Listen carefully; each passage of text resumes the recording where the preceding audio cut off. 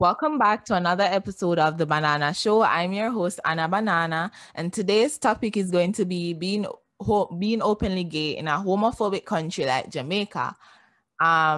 First off, want to say happy Black History Month. I have a lot of Black History content coming, but this one obviously won't be a Black History content. I will try to drop another episode this week, but I'm not making any promises because editing is stress.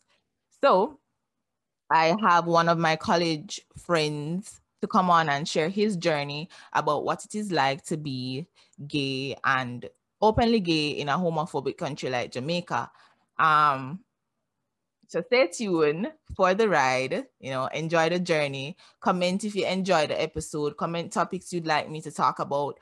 And, like, subscribe, comment, everything, all of that jazz. Go to Google Podcasts, listen to the podcast, run up my analytics. You know the gist. So thank you for coming on. Thank you for being here. Thank you for the continuous support. And thank you for, tuning into the topic. My guest name is Onile Daley, and he will be joining me in a few. So good morning, Onile. I want to thank you for joining me this morning, and thank you for joining the podcast episode today. And I'm just going to ask, general questions about your experiences and so on and so forth. Let the conversation flow. Yeah, I understand. I'm quite happy to be here. Honestly, I've been anticipating this meeting for some time now. So yeah. Okay, that's great. I have a question. Well, I have many questions because it's an interview. When did you first realize that you were different from everyone else? I think it started when I first realized it was all the way back in high school, around fifth form.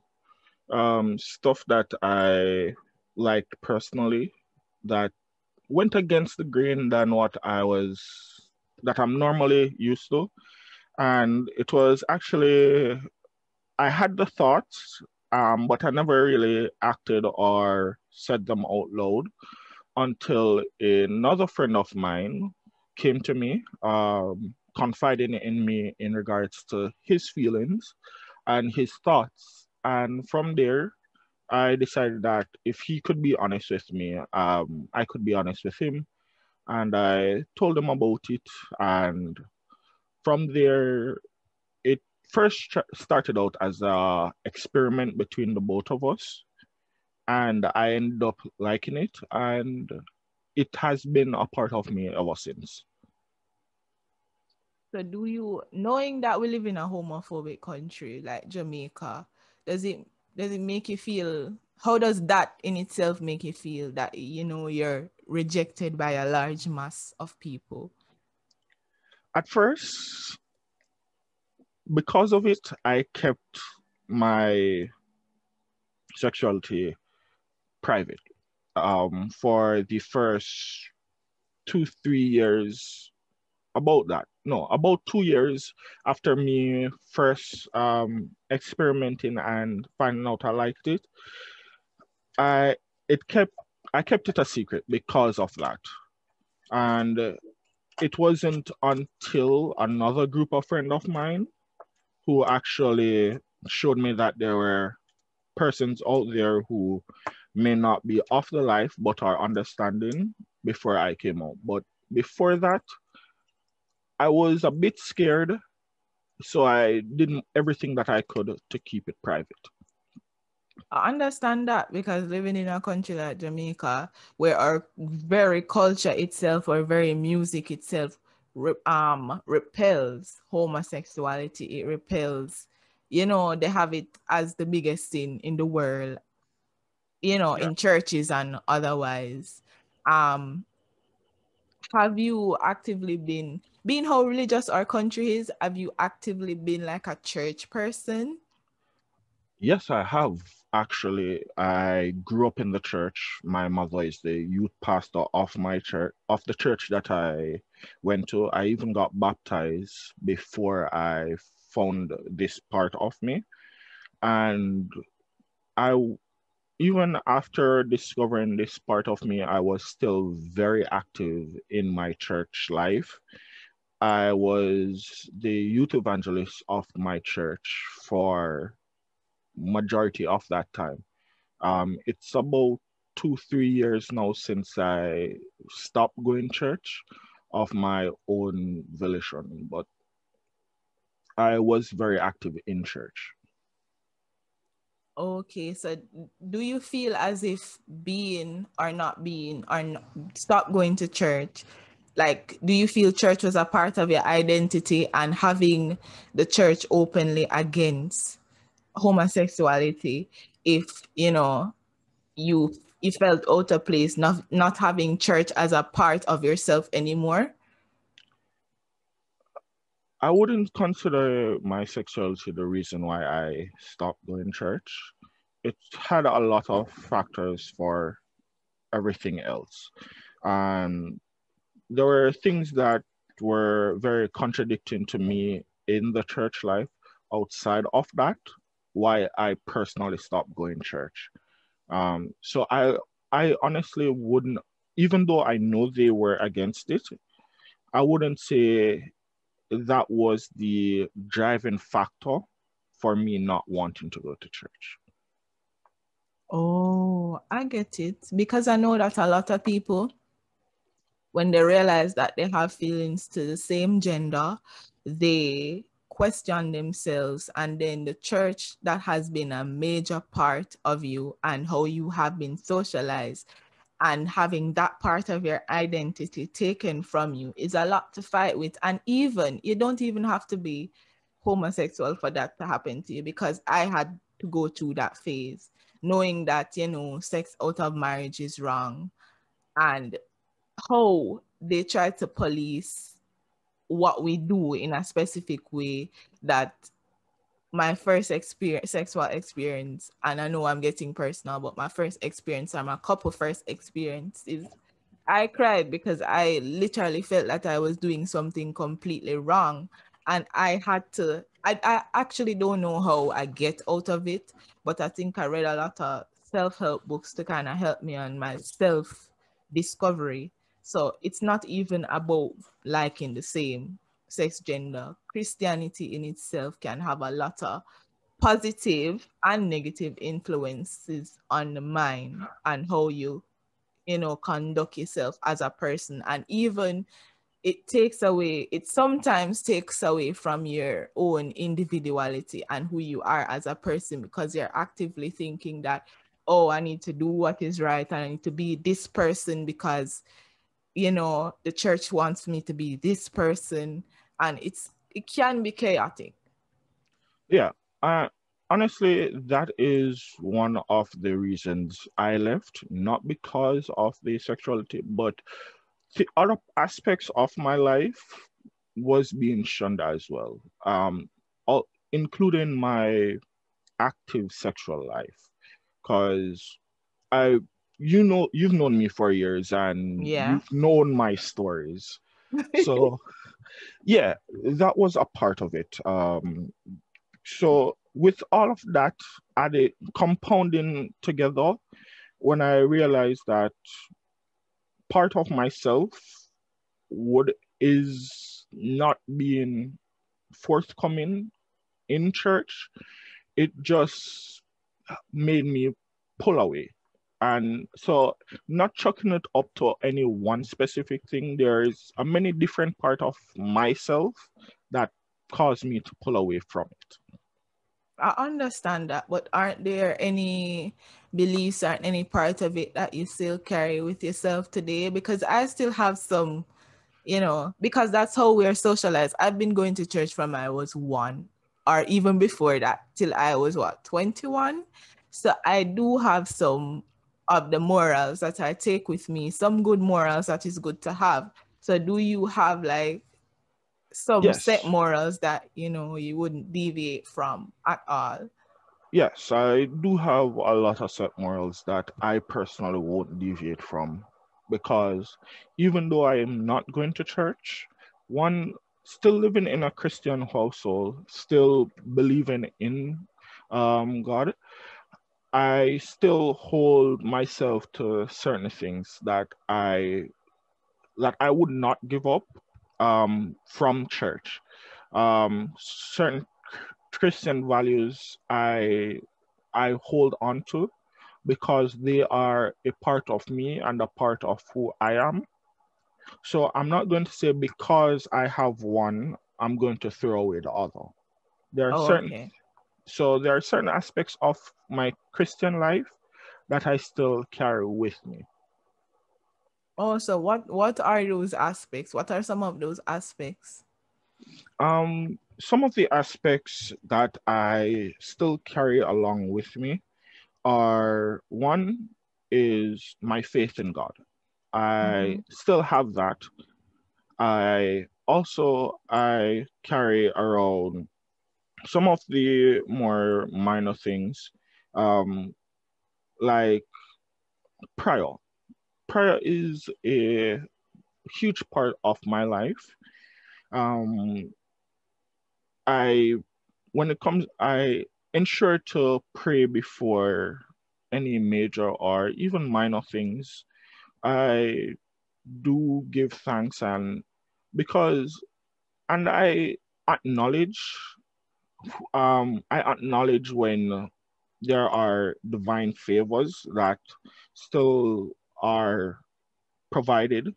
Not only that, because I still have the church as a part of my life, when I feel the time is right, I still go back to church Oh, I because it's still a part of me.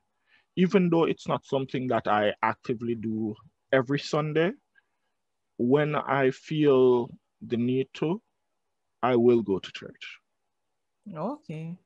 I don't think I will be going back anytime soon, to be honest, because with my experiences, you know that everybody experiences different, and I have never really feel a type of love that I'm looking for in the church. I don't know if your case is where you grew up in that one church, but It's I would consider it would be the latter for me, growing up in the one church in essence. Um, for me, in my very younger days, I mean, as a child, when had when I was born and grew up in Saint and very young, there was one church that I went to. That was the church where my mother got baptized. That's the church where my grandmother went. And that church was a part of me until I moved to town. And after moving to town, my mother and my grandmother moved. My grandmother and mother started attending another church. And that church that we started attending to became my church. That I started living in that church. That's the church I got baptized. And we might visit other churches, but Sunday over Sunday, it's just that one church. okay. I So understand. so it is that church is almost like a second family to me, even though they don't know the other aspects of my life. They still are like a second family to me. So that's why when I feel it's right, I would visit the church.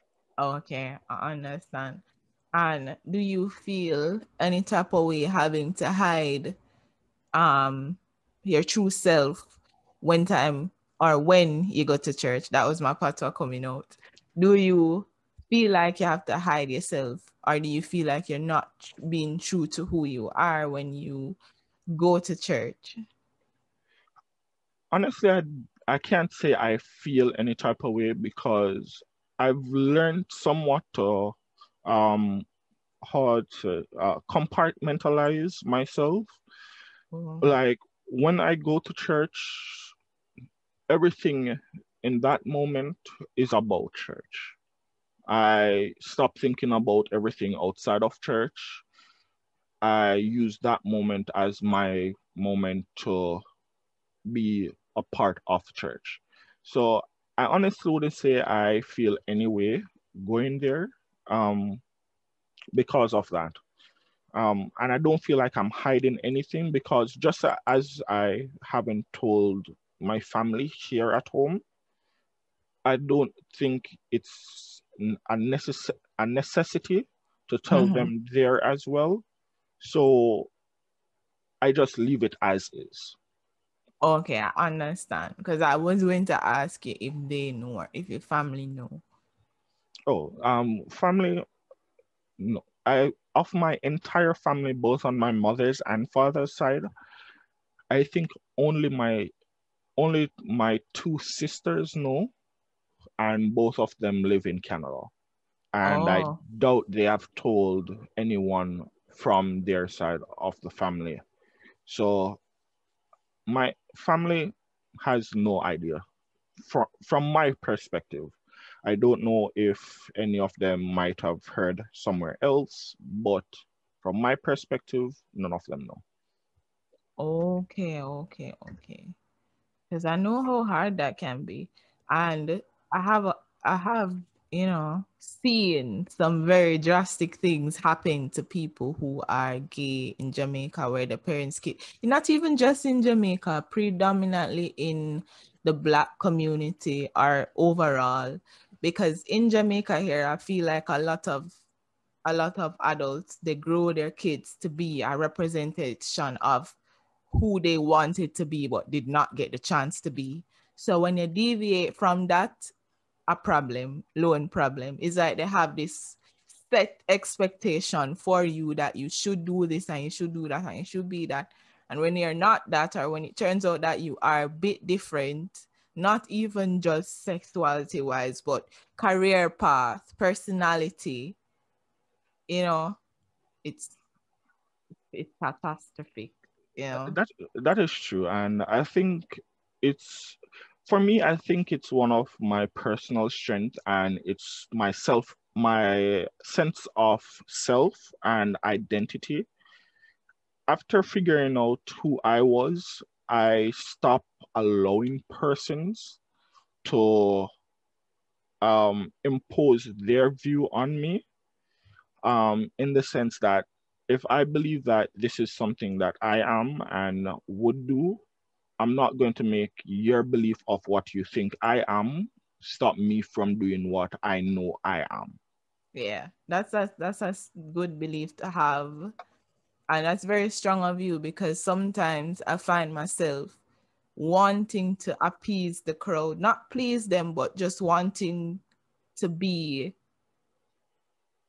like them per se, for a lack of better term, in order to keep the peace. Because I've had situations where people are just not open-minded to certain things. So yeah. Yeah, that is true.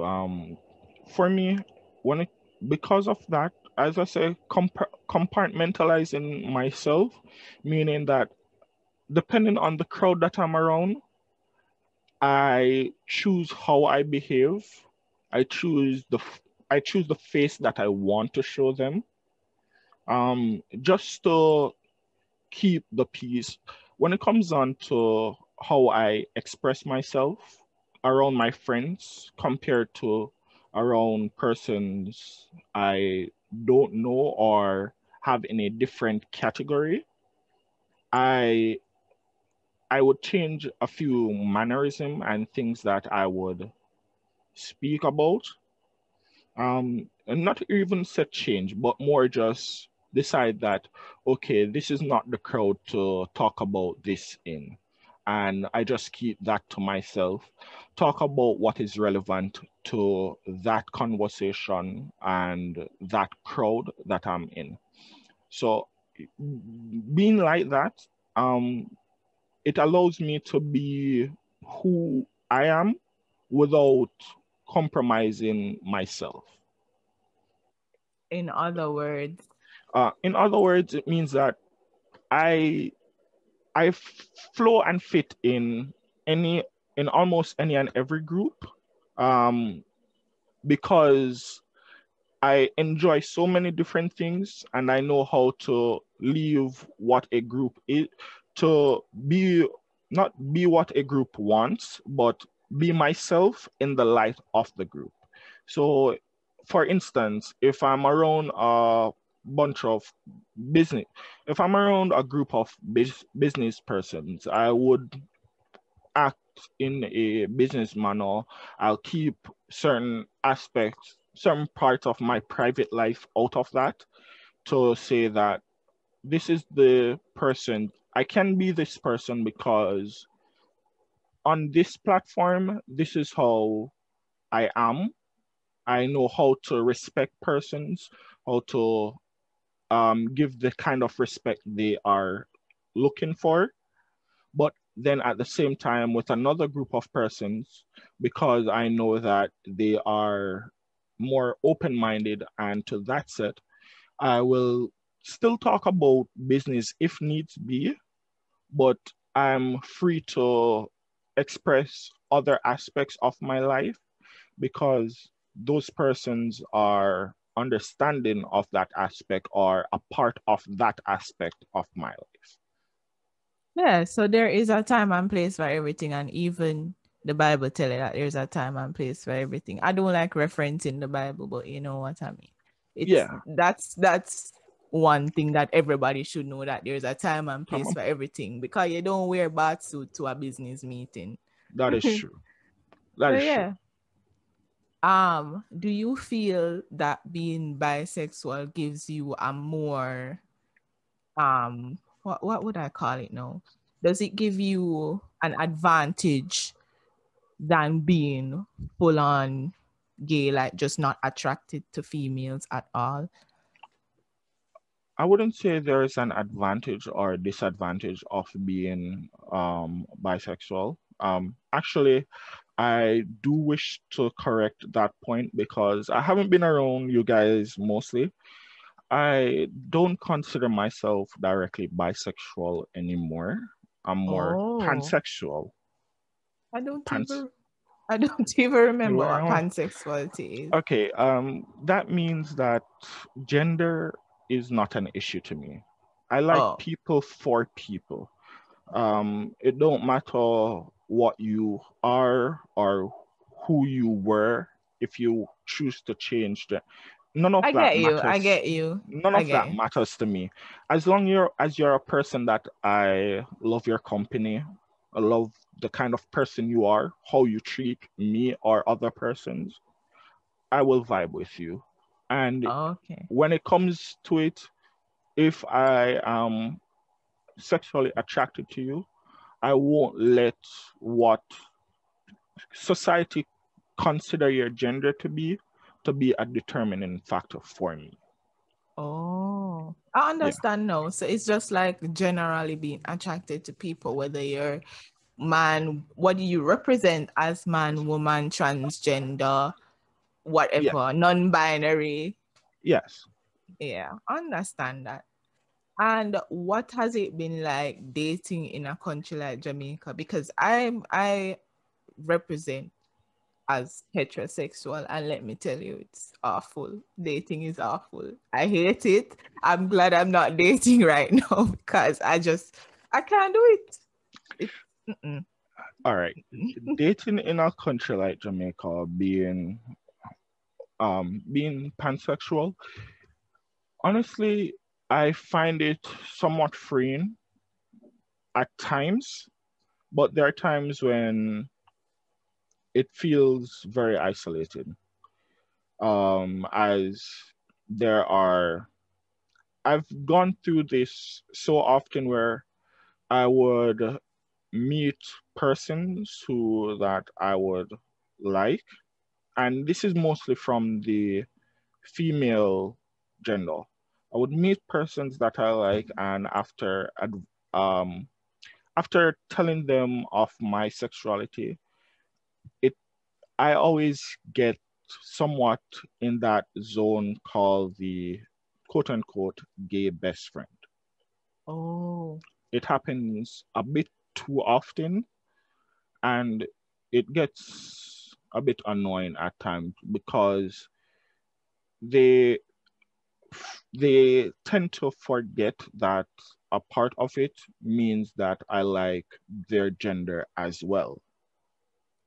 I get what you're saying. I was watching a video that explained why that happens. You see, when it comes to same sex gender, when it comes to females, lesbians, whatever they call themselves or whatever they represent as, when it comes to that, it is more so accepted mostly because men find pleasure in it. So it's mostly, a lot of people say lesbians or bisexual women as, you know, being something that men would want or trying to gauge male attention. Some people even see it as a phase. So because it's getting all of this male attention and all of this pleasure, because you know what they say about bisexual women, that, you know, the men can have a threesome whatever they want. They believe that it is so. So because of that, and because of the excess male attention that they get from being this type of person, it is more so accepted than the male liking the other male. Yeah. If you understand what I'm saying. Yeah. So that's the main reason why a lot of males will get pushed back, because they're bisexual versus a female doesn't really get the amount of pushback that a male gets. Yeah. Because of the male attention that comes with it. And we kind of do live in a man's world. So that is true.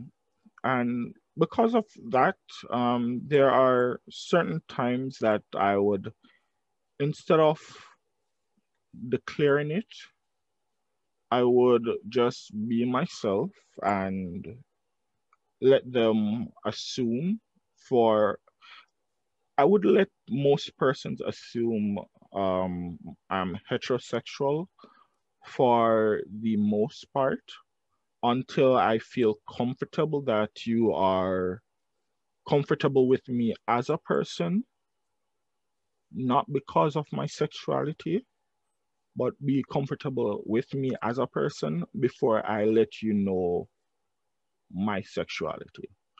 And it and what taught me that was the first group of friends that I ever came out to.